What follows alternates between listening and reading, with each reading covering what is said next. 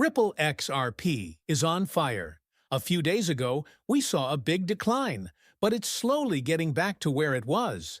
Experts predict that XRP Ripple might cost $2,000 or more. That sounds insane. Is that right? And it's all because the Ripple vs. SEC trial is over. Everyone in the crypto community is talking about it right now. You can't afford to miss this video. Let's get right to the point without any further fuss. Disclaimer: the Ripple vs. SEC litigation, which is one of the most important cases in crypto history, has taken another unexpected turn. But the lawsuit isn't over yet, even though there's a lot of commotion. In fact, its final outcome depends on a small but important legal moment, a signal from Judge Analisa Torres. Ripple and the SEC both sought Judge Torres for an indicative finding in June 2025. This was a procedural move that would let both sides finalize a proposed $50 million settlement and lift limits on XRP's institutional sales. The request wasn't problematic in terms of what it said, but it was filed under the improper legal framework. Judge Torres turned down the motion because of the technical mistake, which shows that she is following the regulations to the letter. Edo Farina said on X that Judge Torres has turned down Ripple and the SEC's request for an indicative ruling. The legal process is still going on, and neither party is getting special treatment. There will be more delays. This is a reminder that Judge Torres is following the rules to the letter. It was a frustrating step back. The contract itself wasn't the reason for the rejection, it was a mistake in the process. Ripple and the SEC had pointed to a federal rule that applies when a matter is being appealed. Torres, on the other hand, made it clear that they should have used Rule 60, the right rule, when they tried to reopen a final judgment. The parties fixed their file and sent the motion again on June 12, just a few days later. They also told the U.S. Court of Appeals for the Second Circuit, which had already agreed to put the SEC's case on hold or in abeyance until August 15th, so Judge Torres could have time to weigh in. This legal ambiguity has caused a lot of false information to spread. Some former accounts said that the SEC had given up on its appeal completely. But well-known Australian barrister Bill Morgan promptly put those rumors to rest. He said that the appeal is still going on but is on hold. A positive finding from Judge Torres is needed for the settlement agreement between the SEC and Ripple to go through, which will end the appeal. It's clear what he means. The contract is written down. The sides are on the same page, but nothing can happen unless the judge says so. This so-called suggestive ruling would be a green light for the appeal court, letting them know that Torres is willing to change her prior decision. The case can only be sent back to her court after that, where the settlement may be finalized, and the appeal can be legally dropped. If she says no, the whole appeal starts over. Briefs, fights, and delays, all over again.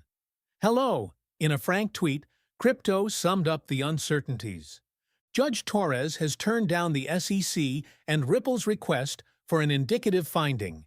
The case isn't over yet, and it really isn't. The legal drama that started in 2020 has tried the patience of XRP holders, the crypto community, and anyone who watched the law. The stakes are still high for Ripple and for the future of crypto regulation in the U.S. The 2023 finding by Torres that XRP was not a security in sales to the general public was already a big deal.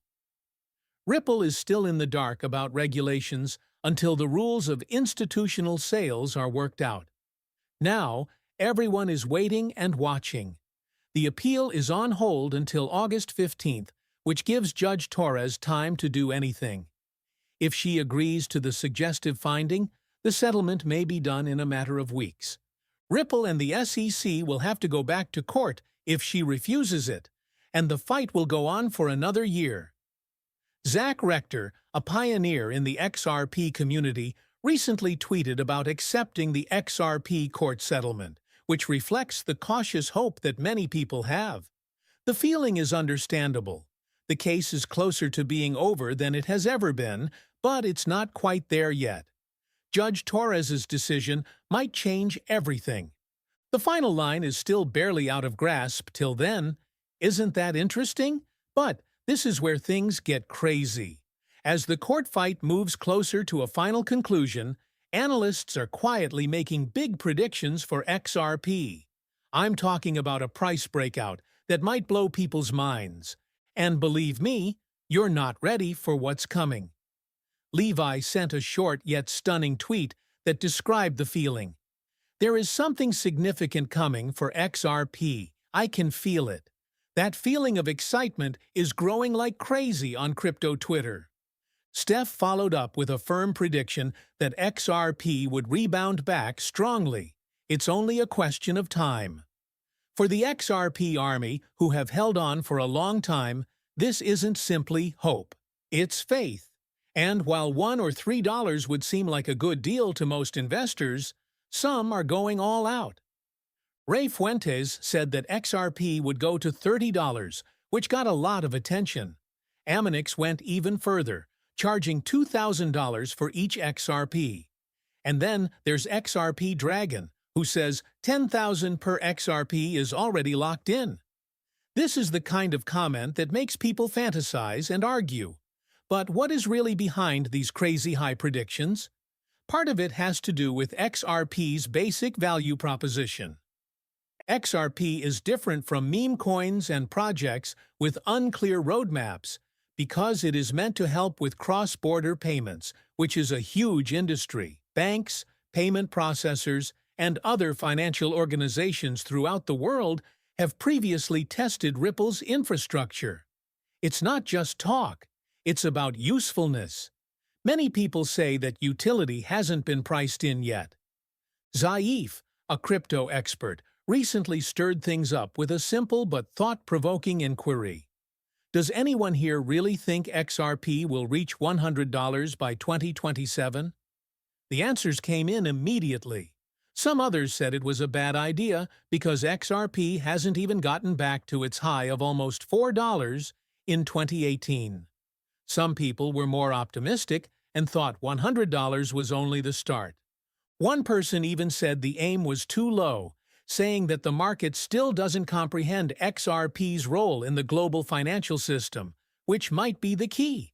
A lot of people who are bullish on XRP think it's more than just a speculative asset. They think it will be the basis of a digital economy in the future. XRP might be the plumbing of the new financial world, because it could help banks, governments, and institutions perform quick, cheap, and borderless transactions. That vision makes $100 not seem so crazy. It becomes a big deal, but critics are quick to bring out the market cap, which is the elephant in the room. XRP would need to be worth tens of trillions of dollars, which is more than the whole crypto market combined, to hit $100. Some people say this makes the goal unattainable, but XRP advocates say that standard measurements don't necessarily work in this new digital market. This isn't about comparing XRP to stocks, said one member of the community. It's a new type of asset that has a role all over the world. It's evident that the XRP community isn't going to back down. No matter if you think XRP